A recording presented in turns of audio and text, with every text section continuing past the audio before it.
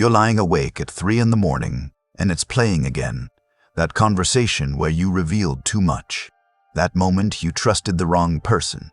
That time you showed your hand before you understood the game. It loops endlessly, a mental prison of your own construction. You tell yourself it doesn't matter anymore, that it's in the past, but your chest tightens anyway. Your mind won't let it go. Most people think this is about trauma or unresolved emotions. They'll tell you to forgive, to heal, to let go, as if you're clutching something you could simply release. But that's the thinking of people who don't understand power. The truth is far more dangerous and far more useful. Your mind isn't replaying the past because it's broken. It's replaying the past because you haven't learned the lesson yet. You haven't extracted the strategic value from the experience. You're stuck in yesterday because yesterday is trying to teach you how to win tomorrow, but you keep watching the wrong part of the film. You keep focusing on the pain instead of the pattern. You keep mourning the loss instead of studying the game. If you want to break free from this mental loop, if you want to stop being a prisoner of your own history, then you need to understand something fundamental about power and the human mind. This isn't about healing. This is about extraction. This is about turning your past into a weapon instead of a wound. Let's start with a reality that most people refuse to accept. The brain is not designed for happiness. It's designed for survival. And survival in the ancestral environment meant one thing above all else: pattern recognition. The human who could recognize that rustling in the grass meant predator, that certain facial expressions meant betrayal, that specific social dynamics meant danger, that human survived. The one who didn't recognize patterns became food. Your brain is a prediction machine built on millions of years of evolutionary pressure. It takes past data and uses it to forecast future threats. When you experience a defeat, a betrayal, a public humiliation, your brain doesn't file it away as a sad memory. It files it as critical survival data. It marks that experience with emotional intensity so you'll remember it, so you'll never make that mistake again. This is why painful memories are more vivid than pleasant ones.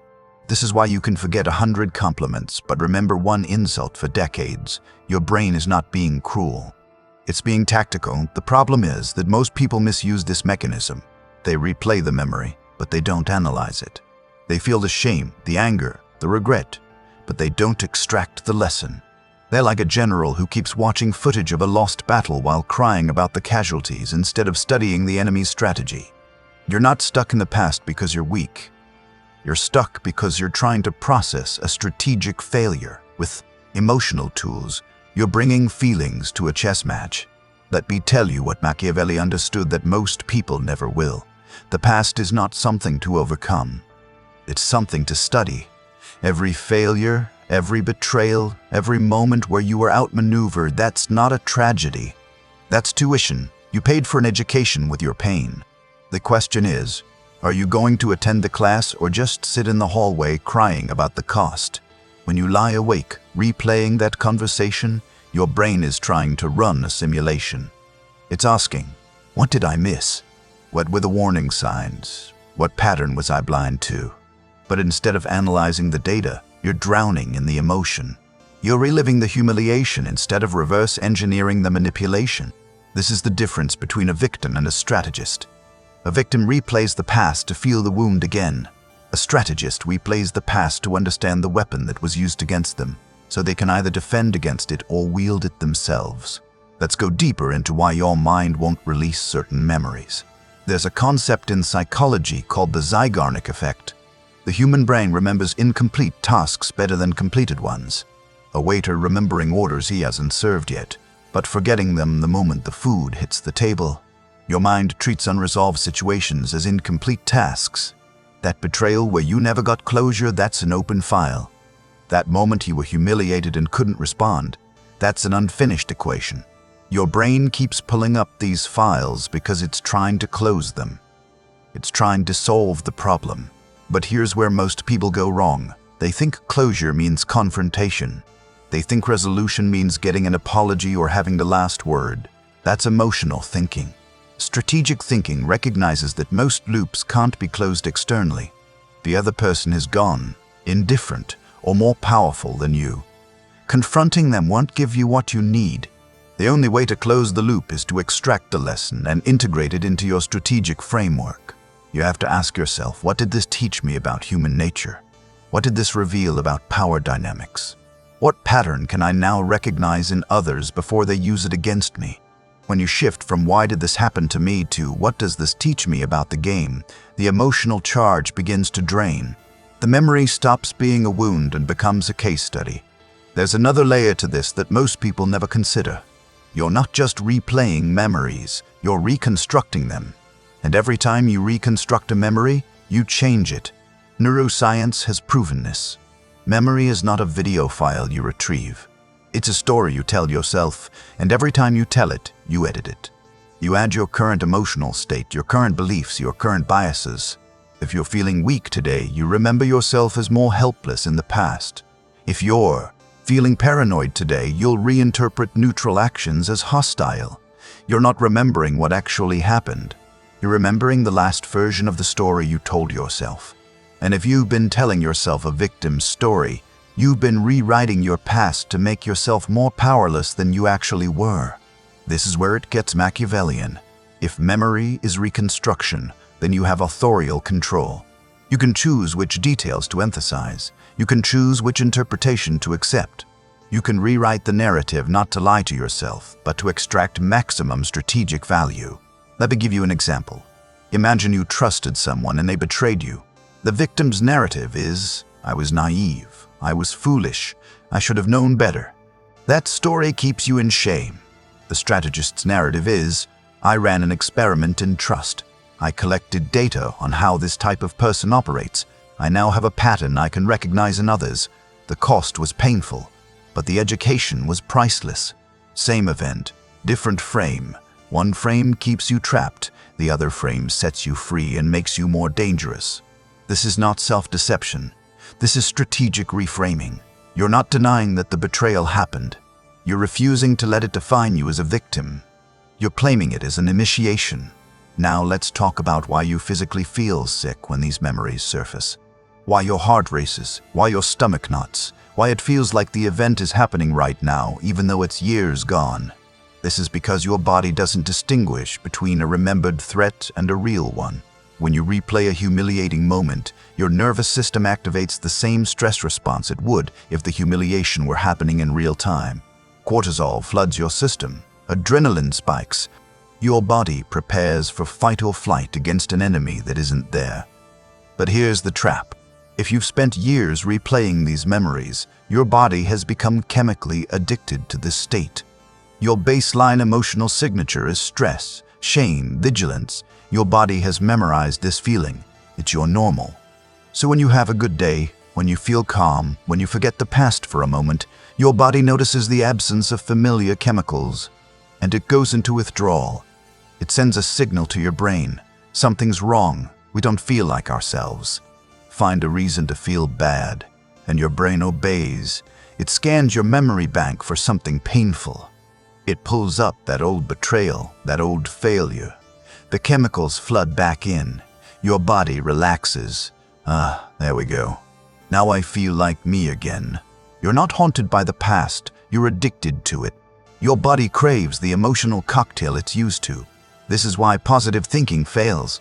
This is why simply deciding to move on doesn't work. You're fighting biochemistry with willpower. That's like trying to quit heroin by just really wanting to stop. The body is stronger than the mind. Until you break the chemical addiction to your own suffering, you'll keep returning to it. You'll sabotage moments of peace because peace feels foreign. You'll create drama because drama feels like home. So how do you break the addiction?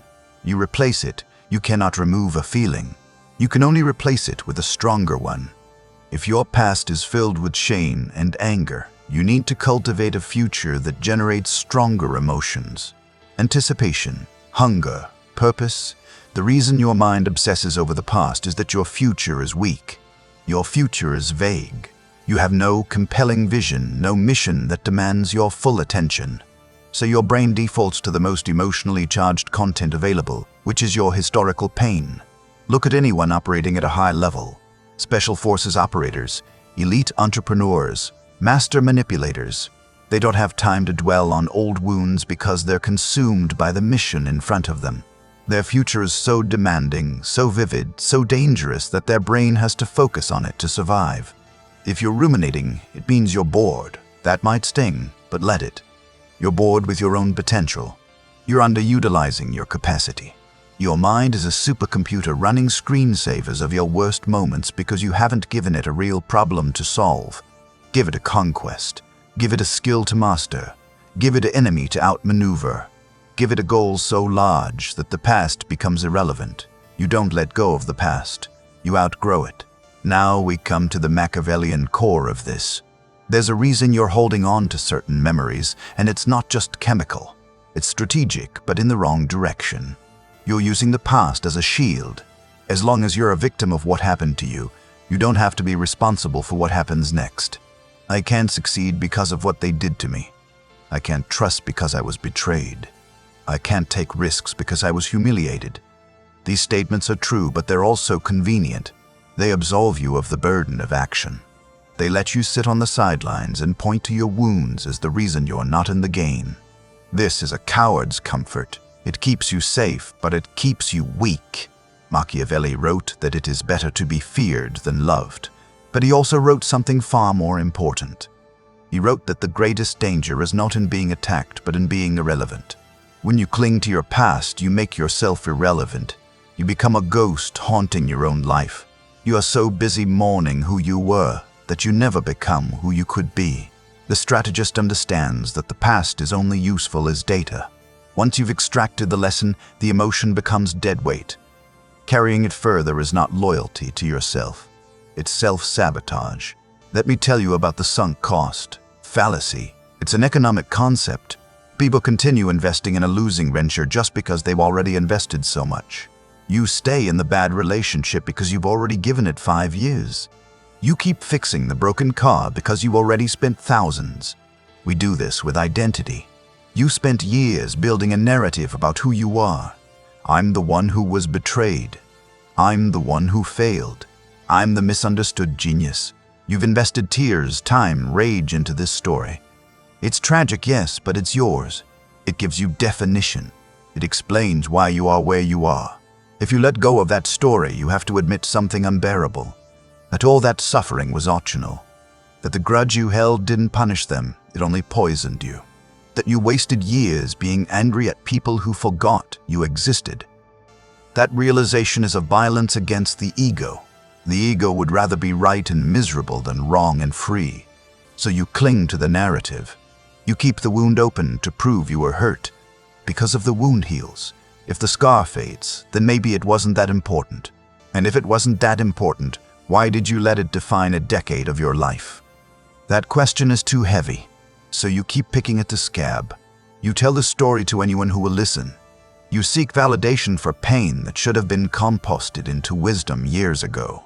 Here's the philosophical shift that changes everything. Amor, Fati, love of fate, not acceptance, not tolerance, love. This is Nietzsche's blade, and it cuts through the victim mentality like nothing else. Amor Fati means you don't just accept what happened, you will it. You want it to have happened exactly as it did, because everything that happened made you who you are. Your capacity for strategy, your ability to read people, your refusal to be naive again, all of it was forged in those fires. If you could go back and erase that betrayal, you think you'd just be you but happier. Wrong. You'd be someone else. You'd be weaker. You'd be blind. You'd still trust easily. You'd still miss the warning signs. You'd be a sheep, and the wolves would eat you eventually. The pain woke you up. The betrayal taught you to see. The failure made you careful. To wish away your past is to wish for your own erasure.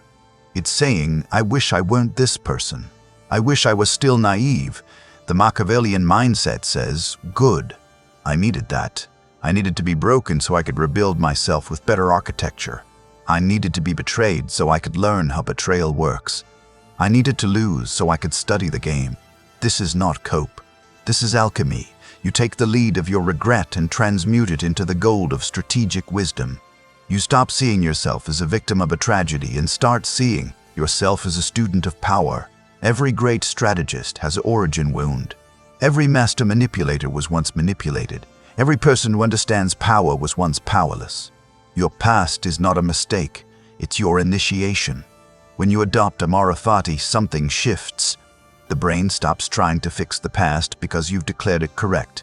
You've marked the file as resolved. The loop breaks. The obsession fades. You're free not because you forgot, but because you integrated. Now let's get tactical. How do you actually break the loop in the moment when it's 3 in the morning and the thoughts are spiraling? You use a pattern interrupt. Neural pathways are like trails in a forest. The more you walk them, the wider they get. If you've been walking the path of I was humiliated, I was weak, I was a fool for 10 years, that path is a highway. To change, you have to force your brain off the highway and into the jungle. It's hard. Your brain was screamed to go back to the familiar route. You must be ruthless. Technique 1, the 5-second blade. When the thought comes, you have 5 seconds before it takes root. The moment you feel the slide into the memory, you physically move. Stand up. Do 10 push-ups. Splash cold water on your face. Speak out loud. Say, not useful. You have to interrupt the physical state. You cannot think your way out of a feeling. You have to move your way out. Technique 2, the tactical debrief. Every time the memory surfaces, you're forbidden from experiencing it emotionally. You must analyze it clinically. What was the power dynamic? What were the warning signs I missed? What tactics did they use? How can I recognize this pattern in others? If you force your brain to extract data instead of reliving pain, you rewire the emotional association. The memory becomes a case study, not a wound. Technique 3, the future anchor. You need an image of your future self that's more compelling than your past self. Visualize yourself 6 months from now, operating at a level where this past pain is laughable. See yourself as someone who's so strategically advanced that the person you were back then looks like a child. Make that image vivid. Make it detailed. Give your brain a stronger target to move toward. The past loses its grip when the future is more interesting. Technique 4, memento mori. Remember death. You're going to die. Everyone you know is going to die. That person you're embarrassed in front of, they'll be dust. That mistake you made, it'll be forgotten when the sun explodes. Your time is finite. Every hour you spend in the past is an hour stolen from your remaining life. Get angry about that. Anger is fuel. Use it. Refuse to waste another day in a mental prison when you could be building an empire. Here's what they don't tell you about letting go. It's boring. At first, drama is stimulating, pain is familiar. When you release the past, you're left with a quiet, mundane present. And the present is where the work happens. The present requires you to act. The present requires you to build. The present is where you're naked without excuses. If you're not the victim anymore, you have no reason not to succeed. If you're not the broken one, you have to stand up and play the game. That's terrifying. That's why most people prefer the comfort of their wounds. But you're not most people. You're reading this because you understand that the world is not fair, it's strategic. You understand that power doesn't care about your feelings. You understand that the only way to win is to outthink, outmaneuver, and outlast. Your past is not your identity. It's your education. The pain you experienced was the price of admission to a level of awareness most people never reach. Most people go through life blind, trusting, naive. They get destroyed and they never understand why. You understand why. You've seen behind the curtain. You know how the game is played. That knowledge is your advantage. But only if you use it. Only if you stop mourning and start moving. So tonight, when the silence comes and the memories try to creep in, ask yourself this. Am I replaying this because I haven't learned the lesson? Or am I replaying this because I'm afraid of who I'll be without it? If the answer is the latter, then you know what you have to do. You have to kill that version of yourself. You have to declare them dead. That person who was naive, who trusted the wrong people, who showed their hand too early. They're gone. They paid for your education with their pain. Honor them by not making the same mistakes. Honor them by becoming dangerous, not loud, not aggressive, but strategically dangerous. The kind of dangerous that sees 3 moves ahead, the kind of dangerous that never reveals their full hand. The kind of dangerous that learns from every loss and never repeats it. You have a choice. You can spend the rest of your life as a historian of your own suffering, cataloging every wound, every betrayal, every failure. Or you can become an architect of your own power, using every past experience as a building block for something greater. The past is a library. You can live in it, or you can visit it when you need a specific book. Most people live there. You're going to visit, take what you need, and leave. This is not about becoming cold.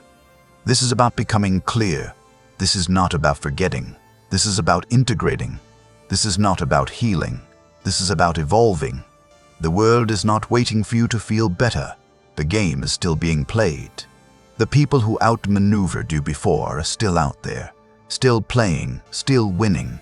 Every day you spend trapped in. Yesterday is a day they get further ahead.